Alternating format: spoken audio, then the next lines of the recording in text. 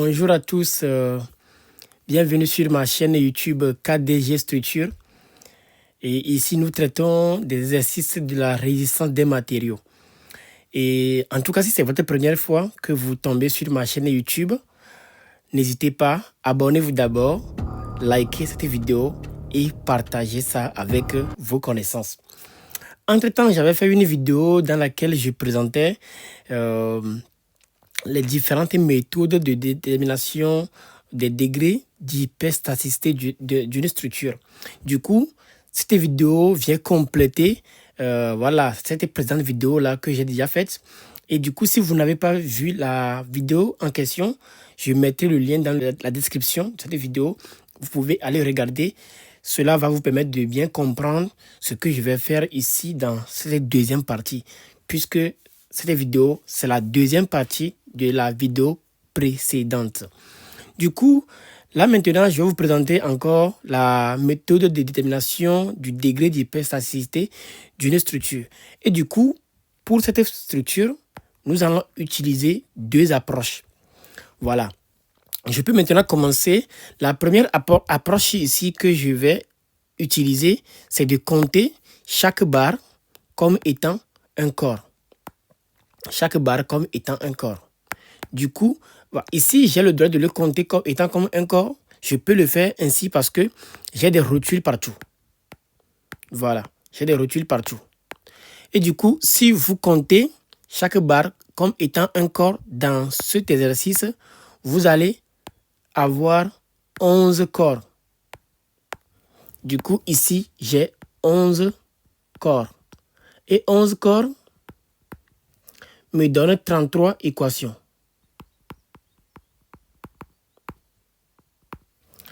Donc là, j'ai 33 équations. Maintenant, je vais compter le nombre d'inconnus que j'ai dans ma structure. Ici, la règle, dans ma précédente vidéo, la règle que j'ai donnée pour retrouver le nombre d'inconnus à un nœud, c'est le fait de compter, en fait, à chaque nœud, s'il y a deux barres qui se touchent, deux corps plutôt qui se touchent, je vais faire 2 moins 1. En fait, le nombre de corps qui arrive à un nœud, moins 1 fois 2. Du coup, si je suis cette règle, je vais avoir ici 4 inconnus puisque j'ai 3 corps qui se touchent. Ici, je vais avoir 8 inconnus puisque j'ai 5 corps qui se touchent. Ici, je vais avoir 4 inconnus. Ici, je vais avoir 8 inconnus.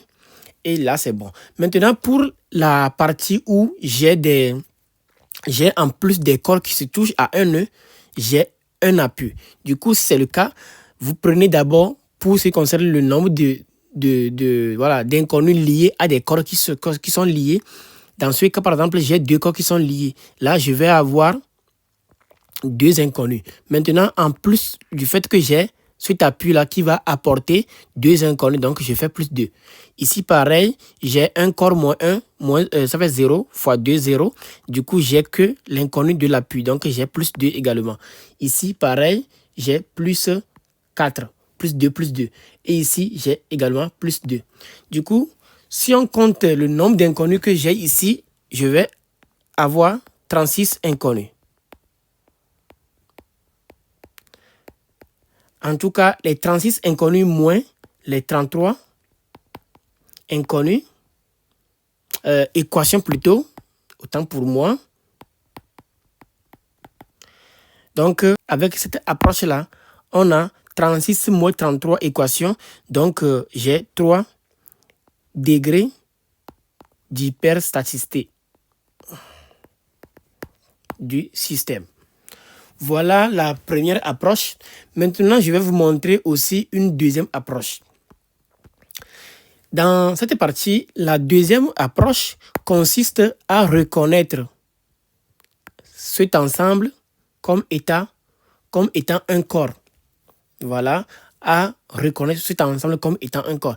Ici, je peux prendre cet ensemble comme étant un seul corps parce que j'ai un système réticulé. Et si je veux, j'ai ici un triangle qui est parfaitement en équilibre.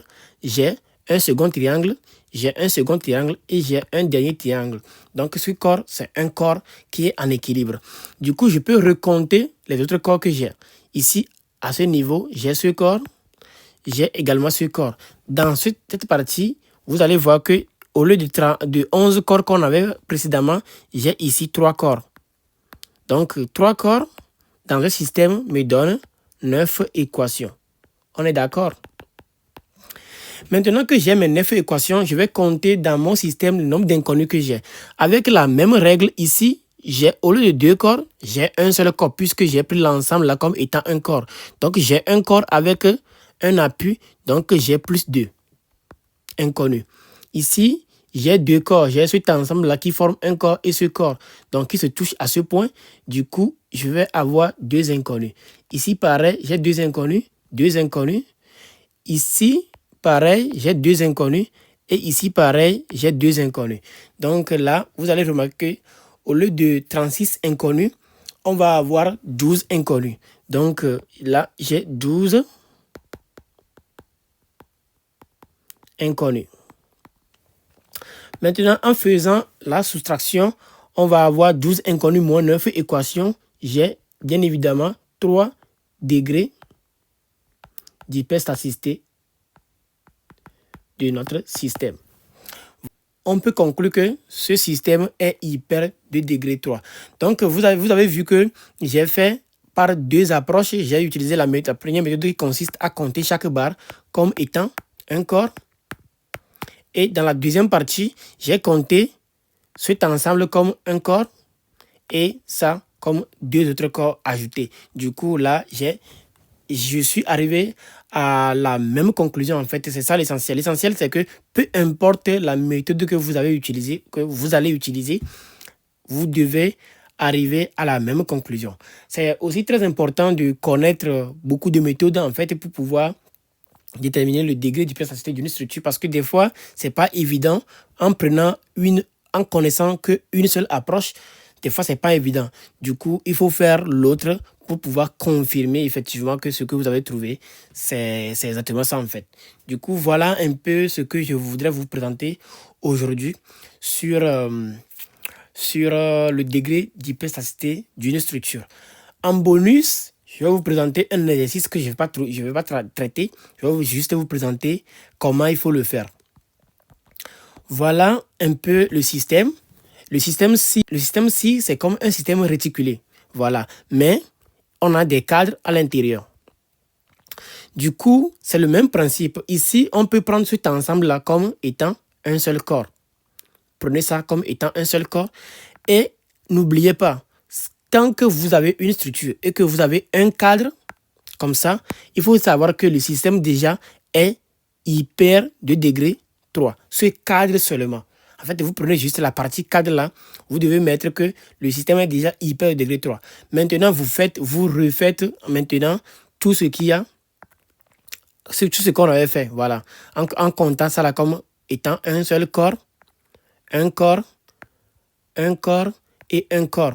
Du coup, si vous comptez comme ça et vous faites la même méthode, vous allez ajouter à la fin le nombre d'inconnus que vous avez. Vous ajoutez aussi les plus 3 là. Et vous allez avoir le degré d'hyperstaticité de votre système. En tout cas, si vous voulez traiter ça et mettez votre résultat dans les commentaires, je reviendrai vous confirmer si c'est ça que vous avez trouvé ou pas.